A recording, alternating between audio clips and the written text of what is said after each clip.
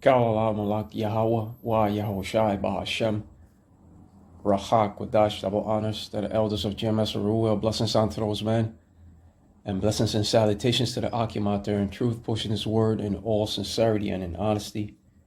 With that being said, Shalom Israel Barakatah. Today's lesson, no legal ground for conscription exemptions. And here we have an August 21st, 2024 article from RT.com that says, clashes erupt as Orthodox Jews protest military draft. But the video is out right now. But further reading, it says, Israel's Supreme Court ruled in late June that there was no legal ground for conscription exemptions for the religious community. Now, the definition of the word conscription, as you can see here, means the compulsory enlistment for state service, typically into the armed forces. Further reading says, Israeli police in Jerusalem have used force to break up a demonstration by ultra-Orthodox Jews who were protesting against the conscription of religious students into the Israel Defense Forces, the IDF. The community had been exempt from military service since the foundation of the state in 1948. However, the country's top court recently declared this practice to be devoid of any legal basis. And we all know that Lionel Walter Rothschild was the Lord Rothschild to whom Balfour addressed his 1917 proposal regarding the establishment of a Jewish state. That's why there's been a lot of controversy, especially in 1958, when President Nasser of Egypt said of the Jews, they left here black and came back white. Further reading says, the decades-long agreement between the Israeli government and the Haredi community had been extended several times until it expired last year. Amid the ongoing military operation against Hamas in Gaza, the Supreme Court did away with the privileges on June 25th. Further reading says, military service is obligatory for most Israeli citizens, with men and women alike required to serve between 24 and 32 months in the IDF. Israeli Defense Minister Yoav Gallant estimated in June that the IDF urgently needed 10,000 additional recruits.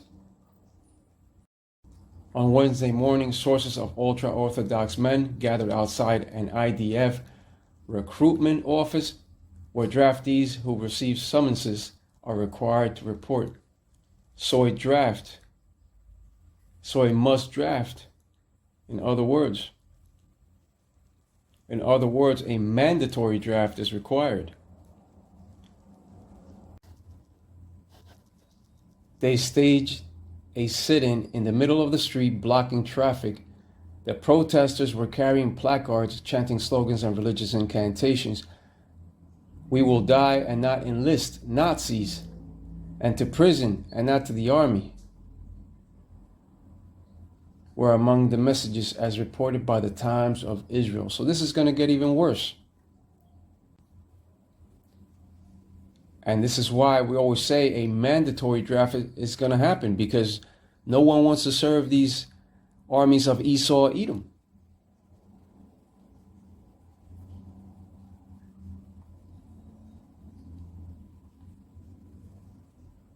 And when it comes to the scriptures, they have said what will happen to those who serve in war.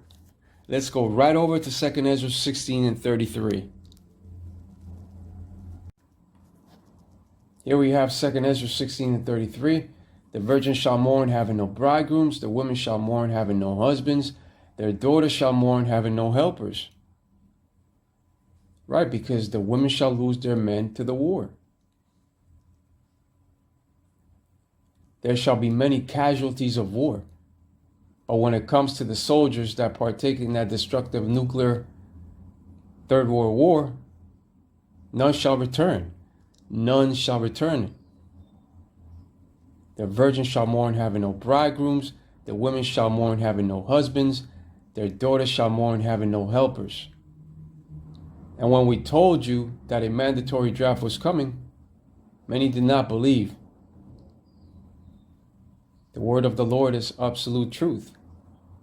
That mandatory military draft shall also come to America, to Babylon the Great.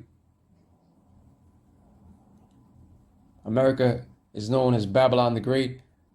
It's known as Basra. It's known as Egypt, Idumea, etc. The time cometh when the least of the flock shall draw them out. Those small hats shall draw out the Americans into war. And that's also coming. The small hats shall draw out the Americans to that destructive war of Armageddon. 2 Esdras 16:34. In the war shall their bridegrooms be destroyed, and their husbands shall perish of famine. And when it comes to wars, they are all bankers' wars to take away the natural resources of those lands invaded. Just look at Ukraine, for instance. That land is being pillaged. And when it comes to Ukraine, it has a lot of important deposits. Deposits of titanium ore, bauxite, nepheline, a source of soda, alunite, a source of potash, and mercury cinnabar or mercuric sulfide ores, a large deposit of ozokarite, a natural paraffin wax, occurs near the city of Borislav. So you see, they're interested in all these natural deposits.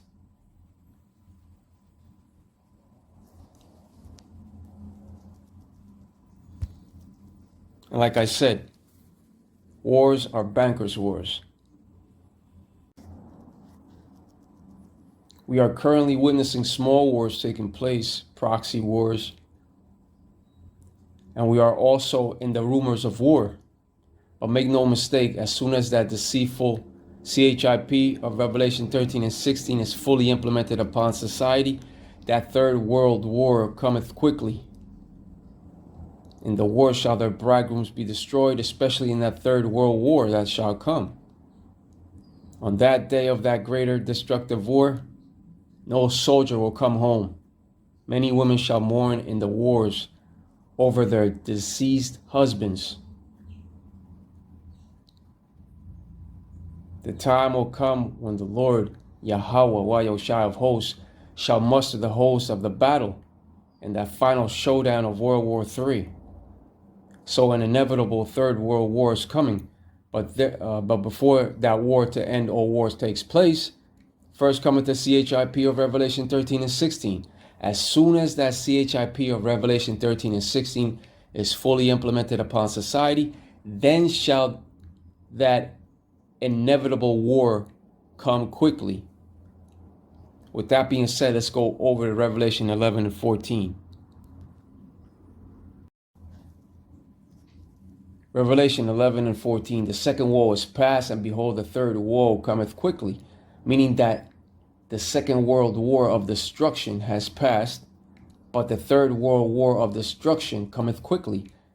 And like I said, as soon as they fully implement the CHIP, we call it the CHIP of Revelation 13 and 16, that war cometh quickly.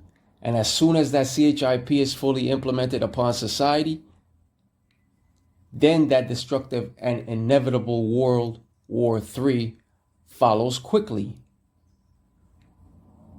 The Lord Yahweh Yahushua has given Esau Edom the knowledge and technology of the sword, and has created the modern day smith in order to bring about the many weapons of his indignation, meaning that righteous anger. Those nuclear missiles of destruction shall take out modern day Babylon the Great, and they shall also cleanse the land that the small hats now inhabit. Modern day Babylon the Great shall never rebuild, but the land that the small hats now inhabit shall rebuild. It shall rebuild to welcome in the true Israelites,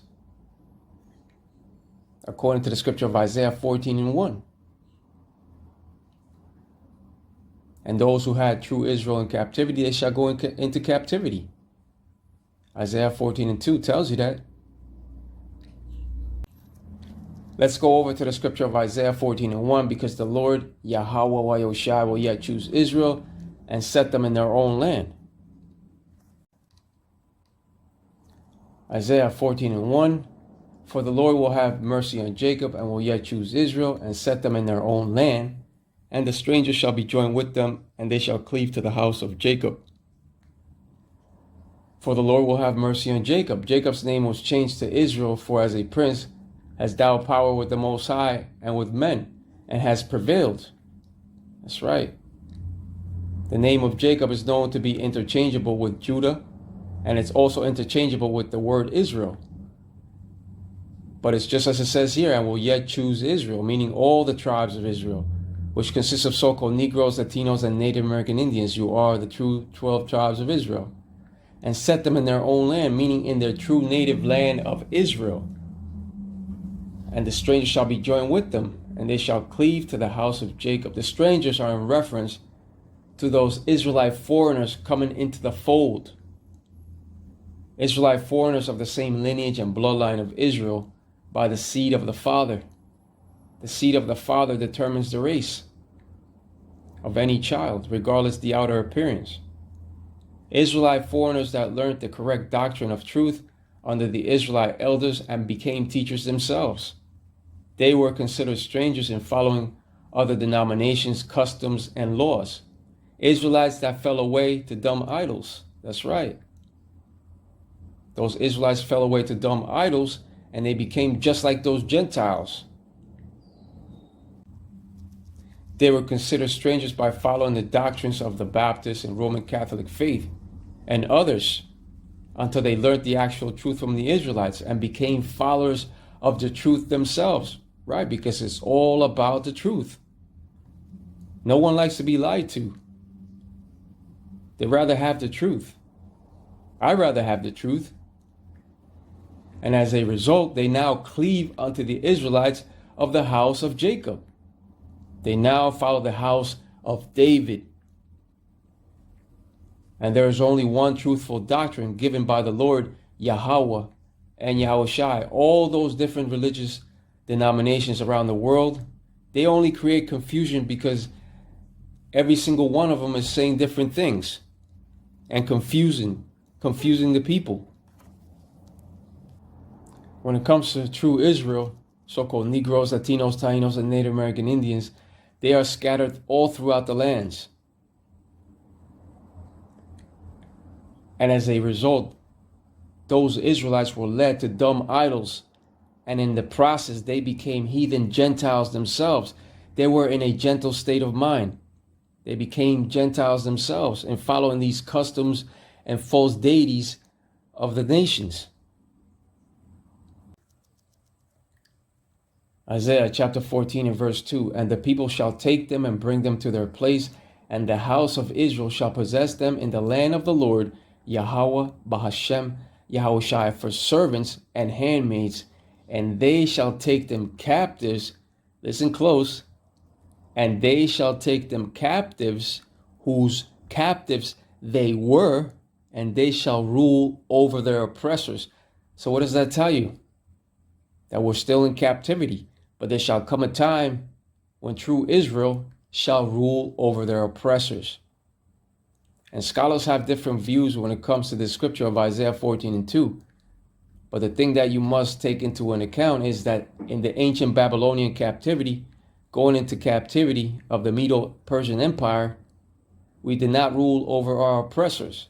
They were over us back in those days. Meaning that Israelites served under Esau Edom, and now Esau Edom has to serve Israelites. That is the perfect balance of the Lord Yahweh wa Yahushai.